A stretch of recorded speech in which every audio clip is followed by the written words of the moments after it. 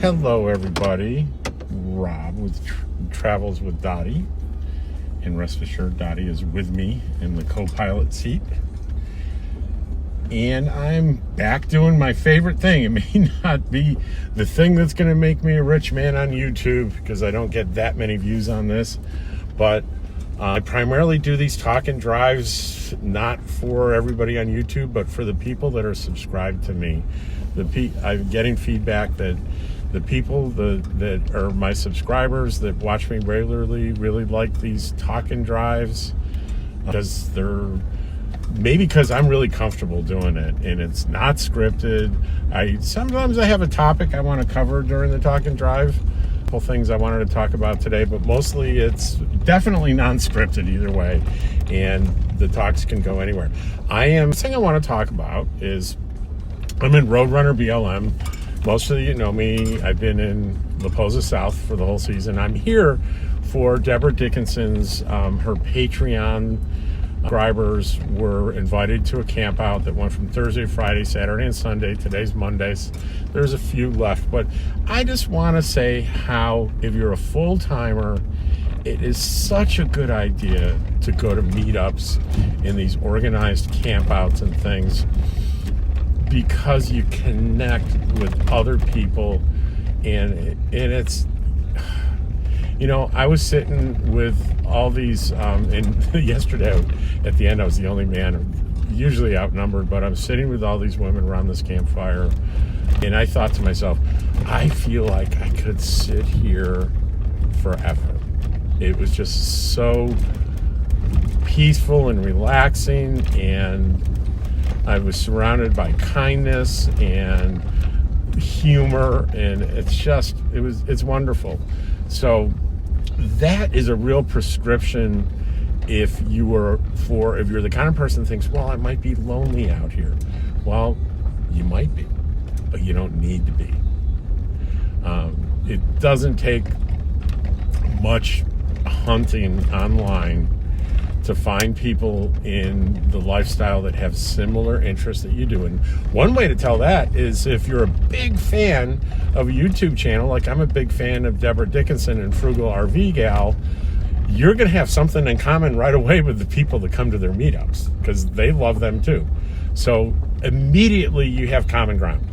Do you remember this video where she said, yeah, I did, I remember that. It's a good way to launch a friendship. So I can't stress that enough. The other thing I wanted to talk about, and by the way, I'm headed into town to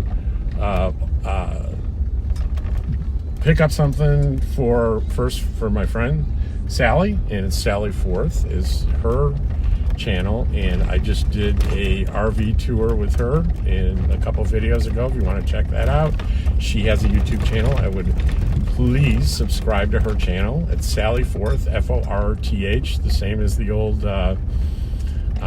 comic strip character. And she explains a little bit about that, why she chose that name in the video. It's a great video. Anyway, I lost my train of thought. So, anyway, something happened to me that was a little scary during this meetup. And I was sitting around with everybody during the day, having a great time, and all of a sudden I see like an eyelash hair that had gone into my eye or something, and I couldn't get rid of it. And I asked someone to come over and, hey, can you look at my eye, see if you can see this eyelash? And they came over and looked, and a weird thing started to happen. It looked like a big hair, and if I'd look at it, it would dart away. I'm like, what is going on?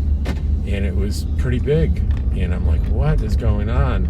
And somebody said, well, maybe it's a floater. And I thought, floaters are these little tiny dots every once in a while that you see. I said, no, this one looks like a big hair. And so anyway, I did my research, and it is in fact a floater. And this was all new to me, that your eyeball is filled with water and collagen. And collagen makes the water sort of gel-like, and it holds the,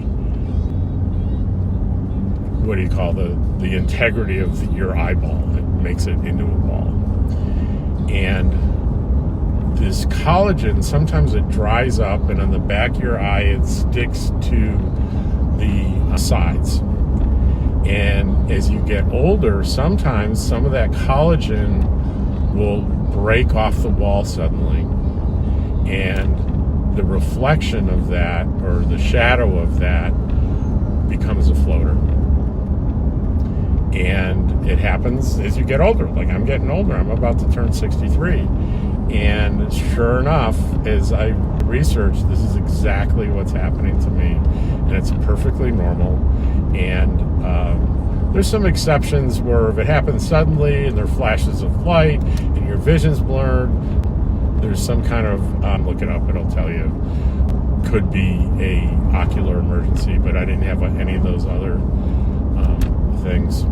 But it was kind of disconcerting and scary. And even now, I close my right eye and I can see the floater in front of me. And it's, if I think about it, I see it and it's bothersome, and then I'll forget about it. And this makes me think of the fascination I have with the brain, because as I dug into it, I want to know, do they go away? And actually what I found out is maybe sometimes they go away or dissolve, but usually they don't go away. What happens is your brain trains itself to filter it out so you don't see it anymore, which is fascinating, but not unexpected. All the things that I've been learning about the brain, it's not unexpected. So if this happens to you, it is scary when it happens, but there's a explanation for it, and most people don't need treatment for it.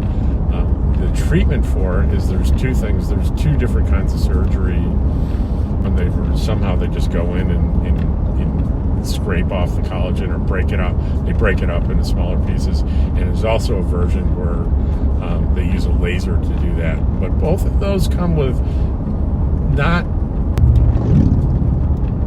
no risk. It comes with some risk. So anyway, I thought I would share that with you. And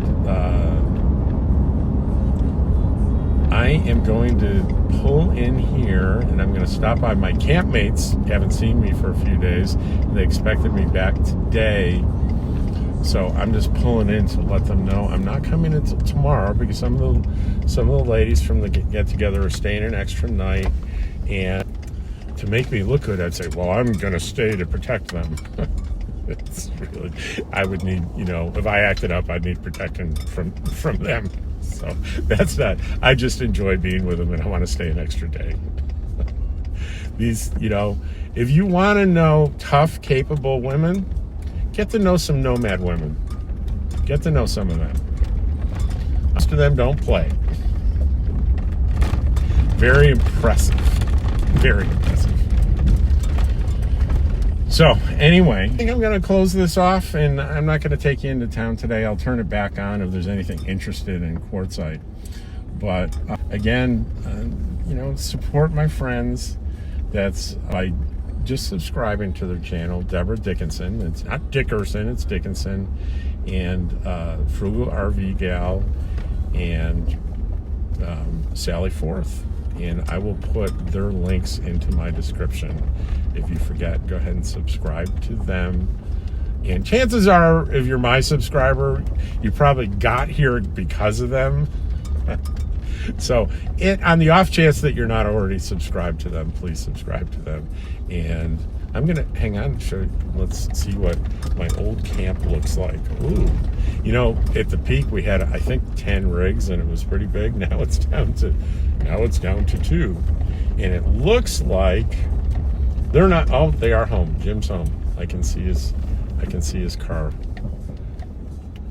I say my luck would be they would be out in town or something.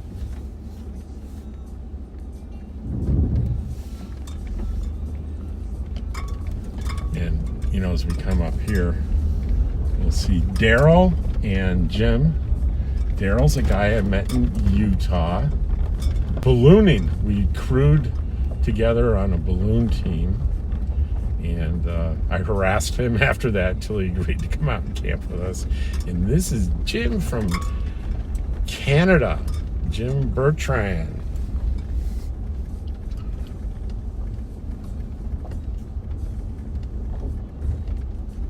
I will see all you guys later. I'm back in Quartzsite, running errands on Kuhn Street. What is today? Today is February 20th, 2023. A good full month past the end of the Big Tent show, and you know, I'm a little surprised. There's a lot of people still in Quartzsite. You know, there's some days that come through here and I think, oh, everybody's gone. It's real quiet, but I just went through Tyson Wells, and I needed to see if K&B had something a friend of mine wanted, and but it was pretty crowded. There were a lot of people around. I did get a parking spot on Kuhn Street, and that means it's not that busy if you're parking on Kuhn Street. But just a little bit busier than I expected. But this is only my second full season here, so I am not an expert. And so today I'm just going to get some water, going to the kiosk at the mobile station in Burger King, because I find they have a generous board. And then I'm going to go, I went to K&B earlier to buy a folding table for a friend of mine in camp, and they didn't have the small one. They sold them out yesterday, and I'm going to the other K&B to see if they have maybe one in stock. And after that, I'm out of ideas. But first, we go fill up my 6-gallon container with water at the kiosk at Burger King. It is, according to my temperature sensor on the truck, the outdoor temperature is 75 degrees at 1 o'clock. And I'm going to bet I bet that's 5 degrees higher than it really is. But one of the really interesting things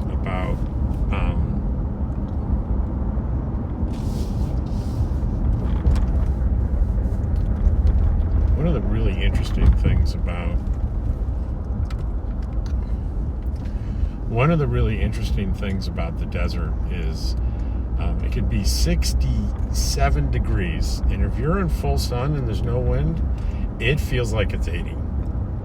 It really, there's something about the desert, the reflections, the thermodynamics of the sand and the rocks. I don't know what the answer is, but I'm telling you, it always feels warmer than you would expect.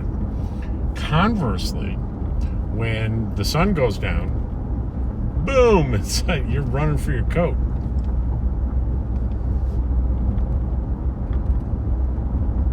Another kind of odd phenomenon is if I look at the forecast for this week, a front is going to blow through tomorrow afternoon, and the highs are going to go down to mid-50s. But the overnight lows are the same weather, the same as they were when the highs were 70, about 45 degrees. So the lows at night don't necessarily follow in lockstep with, and I'm in the wrong lane here. I am in the wrong lane. I'm not going to McDonald's. I'm going to the Burger King entrance. So the high temperature of the day doesn't follow in the low temperature overnight doesn't follow in lockstep with that. Very interesting. And there's unexpected variability in that, meaning several nights in a row. If you're not paying attention, you can be caught off guard, because several nights in a row, the lows will be in the 40s, 42 to 45. And then suddenly one night, boom, you're 6 o'clock in the morning and it's 30 degrees out of seemingly nowhere. So you gotta if you're a nomad and you're living out in the desert, you gotta pay attention to those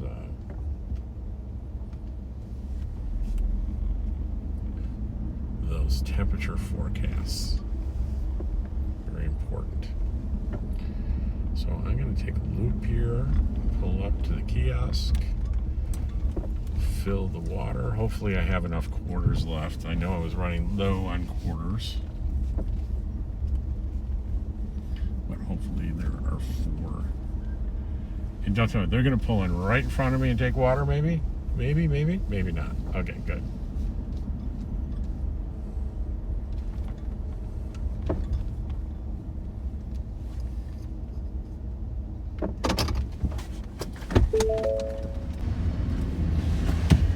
Well,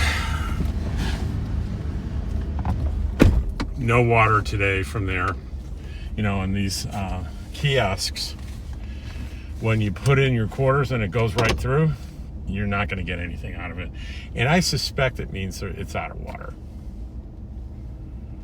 I used to think it means it's broken, but I'm pretty sure now that I've thought about it, it means they're out of water. It happens. And especially, I think we have a little bit of a warm spell the past few days. I bet they've gotten lots of business. So we'll go down here. We're going to go to the other K and B, which might have the little table my friend Sally Forth is looking for. Sally Forth on YouTube. And I'm going to go down here to on the left here where the big yellow, I think it's a water tank, is. I always say over and over again, when you're driving in Quartzsite, be vigilant, because some people drive crazy in town. And by crazy, I mean recklessly, because they're wondering where something is, they're new to town, they're confused, and they can easily pull out right in front of you unintentionally. So just when you're in town, be extra careful. So K&B Tools is back here, and so is Ken's Grocery Outlet. He's my graham cracker dealer. This year I had like pallets of graham cracker, boxes of graham crackers, which are $1 a piece, and I've been buying them all winter. So here we are at K&B. We're gonna pull up here, see if they have one of these tables, and I am gonna be right back, because I think I'm gonna be in and out pretty quick, because I don't think they have one. I think they'd have them out front if they had them. I'll be right back. Well, Sally Forth is going to be very happy with me because I found her table. How exciting is that?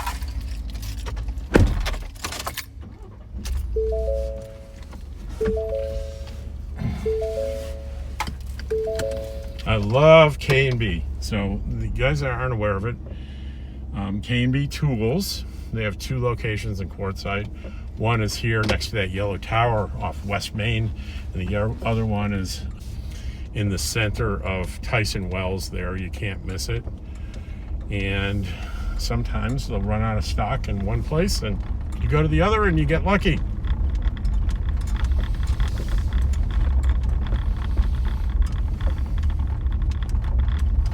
So now we're going to do a little one-stop shopping. We're going to go and get propane done and get a little bit of water.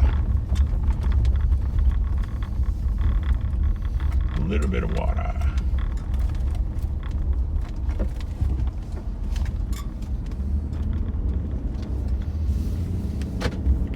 See up here, I'm going to turn on South Kofa Avenue. You see a sign up here. Up on the right, it says High Jolly Monument. And that's worth taking a look at. That is a big part of the history of Quartzsite, is this high jolly character. And if you go, it's right here on your left here, cemetery. There's a monument to this individual and a little bit his story. And on my thumbnail, he was of Mid-Eastern descent, and he was contracted by the Army to look at the feasibility of using camels in the desert, militarily. And he was doing that here, and I understand it's towards the end of the war, and the program got canceled really before they were able to really do anything substantial with it. And there were camels, and he let them loose into the desert, and obviously they didn't thrive and reproduce. There aren't camels running around the desert in Arizona. But he also, after that, I think was a local businessman in Quartzsite, and that was way back towards the very earliest years of Quartzsite. It's worth going in there.